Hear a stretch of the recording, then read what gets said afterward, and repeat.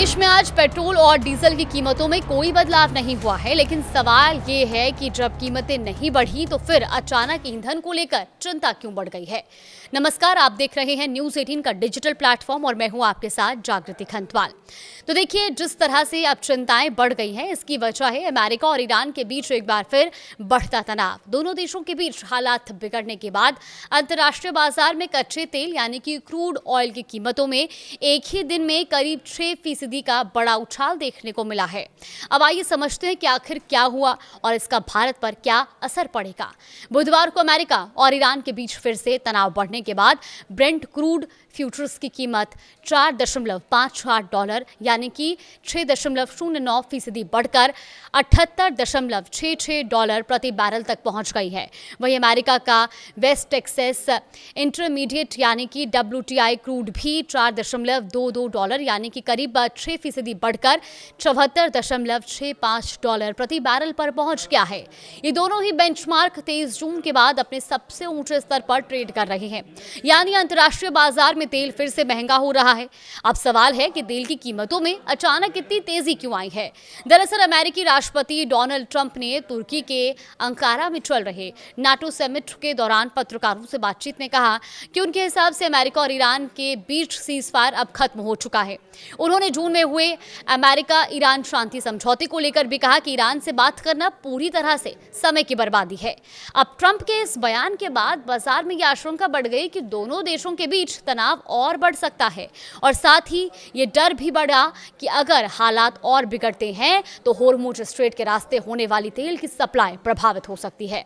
यही वजह है कि निवेशकों ने संभावित जोखिम को देखते हुए तेल की खरीद बढ़ाई और कच्चे तेल की कीमतों में तेजी से उछाल आ गया। अब बात भारत की कर लेते हैं। देखिए, भारत अपनी जरूरत का करीब 85% कच्चा तेल विदेशों से आयात करता है, यानी अगर अंतर्राष्ट्रीय बाजार में तेल महंगा होता है तो उसका सीधा असर भारत की तेल कंपनियों पर भी पड़ता है, क्योंकि उन्हें ज्यादा कीमत पर कच्चे तेल खरीदने पड़ते हैं। अगर वैश्विक बाजार में क्रूड ऑयल की कीमतें इसी तरह बढ़ती रही और लंबे समय तक $80 प्रति बैरल के आसपास या उससे ऊपर बनी रही तो आने वाले दिनों में भारत में भी पेट्रोल और डीजल की कीमतों पर दबाव बढ़ सकता है। हालांकि फिलहाल राहत की बात यह है कि देश में पेट्रोल और डीजल के दाम अभी नहीं बढ़ाए गए हैं। भारत में पेट्रोल और डीजल की कीमतें 25 मई के बाद से स्थिर बनी हुई हैं। आखिरी बार सरकारी ऑयल मार्केटिंग कंपनियां यानी कि OMCS ने पेट्रोल की कीमतों में ₹2.61 प्रति लीटर और डीजल की कीमत में ₹2.71 प्रति लीटर की बढ़ोतरी की थी। इसके बाद से कीमतों में कोई बदलाव नहीं किया गया है।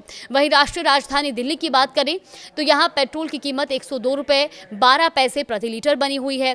डीजल ₹95.20 प्रति लीटर के हिसाब से बिक रहा है।